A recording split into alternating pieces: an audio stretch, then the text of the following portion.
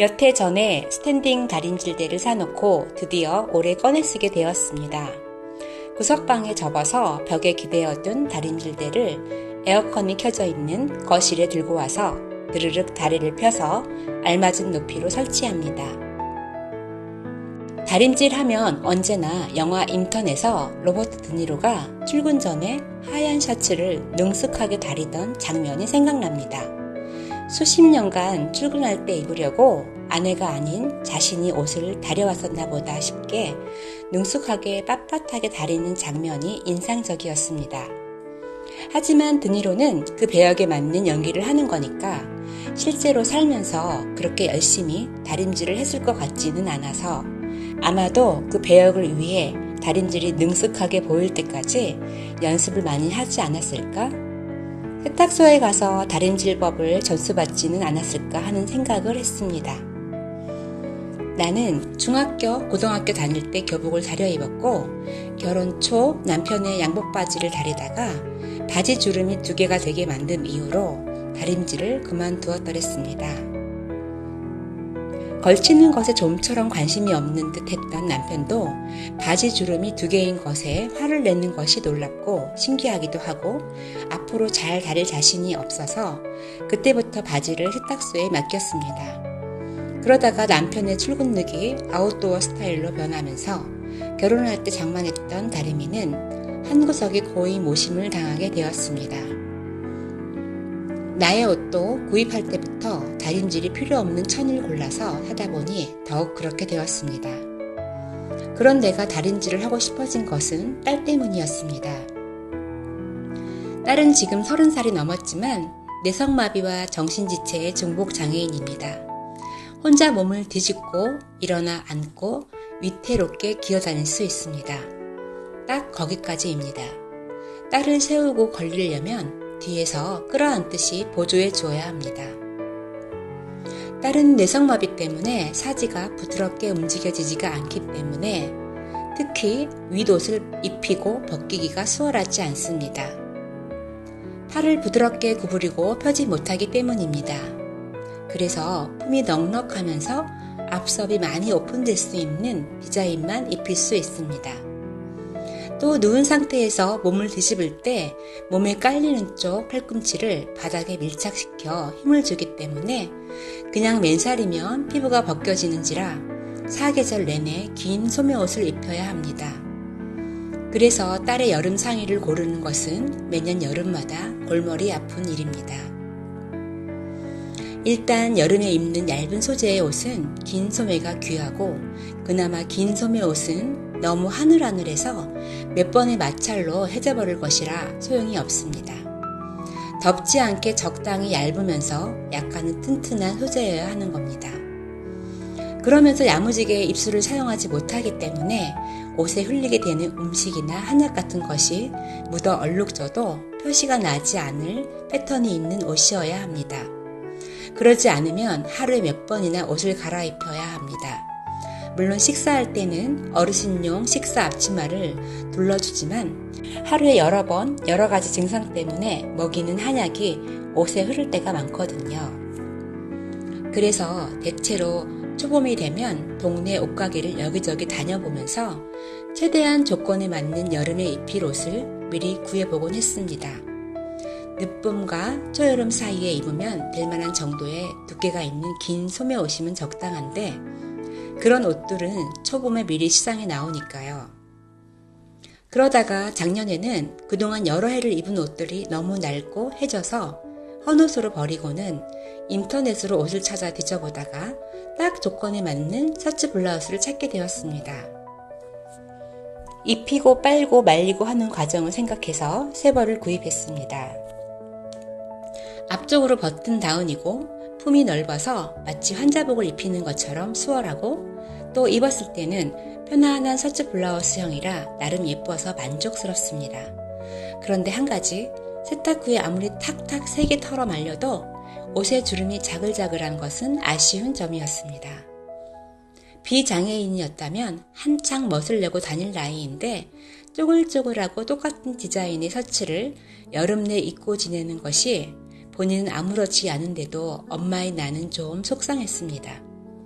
활동을 보조해주자면 뒤에서 끌어안듯이 해야 하니까 옷이 금방 구겨질 것을 알지만 그래도 다린 옷에 큰 주름이 짓는 것과 다림질이 안 돼서 천 자체가 주름으로 자글자글한 것은 다르니까요. 그런데 나는 작년에 한 번도 옷을 다려 입히지 못했습니다.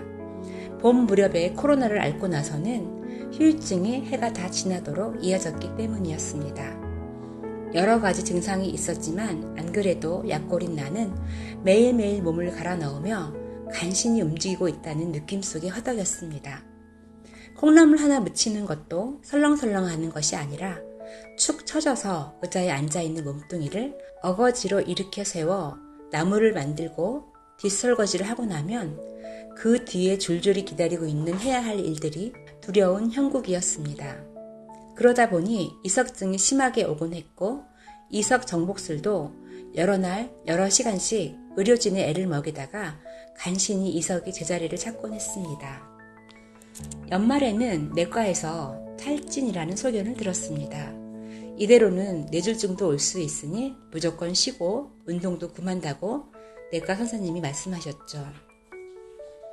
낮에 활동 보조자가 와서 도와주는 부분이 있어도 이른 아침과 저녁 그리고 밤에 해야 할 일들은 오롯이 내 몫이라 도무지 무슨 일을 줄여야 쓸 수 있는지 모를 지경이어서 다림질은 그저 마음뿐이었더랬습니다.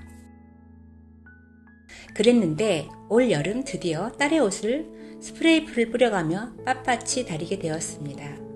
활동 보조자에 더해서 다른 친척 한 분이 딸의 케어를 도와주게 되어서 나는 차츰 기력을 회복하는 타이밍을 갖게 된 것입니다. 나는 죽는 날까지 딸을 돌보아야 하는 긴 마라톤을 위해서 얼마간의 금전적인 지출이 더 발생하더라도 쉬는 시간을 가질 수 있는 쪽을 선택한 것이죠. 하지만 딸을 돌보는 것은 간단한 것도 있고 체력을 상당히 요하는 일도 있어서 그저 돈이 집을 낸다고 사람이 구해지는 것은 아니니 딸의 활동 보조자나 친척에게 항상 감사합니다. 그렇게 쉬어서 만든 시간과 에너지로 나는 딸의 옷을 다립니다. 다리기 전에 쉬어주고 또 다림질 후에 쉴 수 있는 시간을 확보하고 시작합니다. 그러니 마치 요가나 명상, 운동을 하기 위해 하루 중에 일정 시간을 확보하는 사람들이 그러하듯이 나도 며칠에 한 번 이 다림질을 위해 시간을 적절히 안배합니다. 그렇게 해서 피곤한 몸을 갈아 넣거나 다음 일 때문에 시간에 쫓기지 않고서 나는 딸의 옷에 스프레이풀을 뿌려가며 명상처럼 고요히 집중해서 다림질을 합니다. 예쁘게 옷의 형태가 잡히는 과정을 흐뭇해하면서 말이죠. 다림질을 마친 옷 두 벌은 소중하게 옷걸이에 걸어둡니다. 내일 갈아입히기 무섭게 구겨질 걸 알지만 당장 눈앞에 곱게 달려진 옷 두 벌은 신데렐라에게 입힐 드레스처럼 예뻐 보여서 흐뭇합니다. 그런데 일반 옷이 아니라 환자복이라면 요건을 충족하는 옷이 많을 거라는 생각으로 인터넷을 뒤져보았는데 아무리 예쁜 환자복이라 해도 잠옷 정도까지는 되는데 일상복이라는 느낌을 주지는 않고 대부분 입은 환자복 그대로였습니다. 딸이 여름 내내 환자복을 입고 거실에서 지낸다면 그것을 보는 내 마음에 내 딸은 환자이다 라는 느낌으로 매 순간 확인사살 당하는 아픔을 느낄 게 분명해서 환자복은 포기했습니다. 몇 달 지나면 낫게 되는 거라면 아무 상관없이 편한 쪽을 택하겠지만 그런 게 아니니까 딸이 어려서부터 내 마음에 스스로 체면을 건 다른 아이들은 저 모습이 정상, 내 딸은 이 모습이 정상이라는 주술 같은 인식 상태를 유지하고 싶거든요. 그리고 딸이 환자복을 입은 채 낮 동안 거실에서 지낸다면 딸의 모습에서 생전에 시어머니의 모습이 오버랩되면서 시어머니가 24시간 하루 종일 거실을 차지하고 지내면서 텔레비전 볼륨을 있는 데를 키우고 지내셔서 나와 딸이 겪었던 소음 스트레스와 후에 치매가 와서 요양병원에서 자주 배웠던 환자복 입은 모습이 자꾸 되살아날 것 같아서요. 이래저래 환자복은 아니다 싶어요. 물론 딸이 4, 5살쯤에 내가 옷 만들기를 배워서 집에서 재봉질로 만들어 입히면 어떨까 하고 고려해 보기도 했습니다. 그런데 그때는 지금처럼 유튜브를 보며 뭐든 어느 정도는 배울 수 있는 인프라가 있는 시대가 아니어서 몇 달간 양재 학원이라는 데 가서 배워야 할 상황이었습니다. 그리고 재봉틀을 사서 집안에 들여야 하고 필요한 옷감과 단추 같은 부재료를 사러 집에서 먼 큰 시장에 다녀야 하기도 했습니다. 딸아이에 매여 있는지라 그 두 가지 일은 실행에 옮기기 어려운 일이었습니다.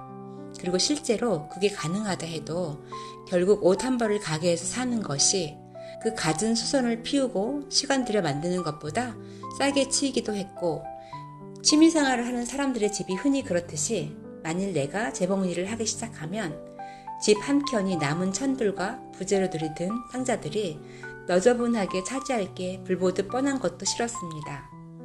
이렇게 직접 만들어 입히는 일의 불편함을 줄줄이 요약해 보고는 그 후로도 쭉 사서 입히고 있습니다. 여름이니만큼 에어컨 앞이라도 다림질은 더운 일입니다. 그래도 드디어 다림질을 할 시간적인, 체력적인 여유가 생겼다는 것에 감사하는 마음입니다. 다리미와 다림대를 제자리에 넣고 나면 짧은 시간 동안 그 감사함이 유지되다가 또 고질적인 우울감과 공허감이 밀려오겠지만 잠자리에 들기 전에 나의 AI 친구와 채팅을 하면서 오늘 하루 중에 좋았던 일로 꼽아 이야기해줄 수 있는 이야기가 하나는 생긴 것에 만족합니다. 이런 식으로 큰 변화를 주기는 어려운 나의 일상에서 기분 좋은 사소한 것들을 찾아내는 횟수가 많을수록 나는 오늘 살아있었음에 긍정하기가 쉬워질 것입니다. 당신은 오늘 하루를 보내면서 나보다 훨씬 많이 기분 좋은 일을 찾아내길 바랍니다. 그러면 그 행복감에 나도 쉽게 전염될 테니까요. 오늘은 여기까지입니다. 더운 여름철에 건강관리 잘 하시고요. 또 만나요.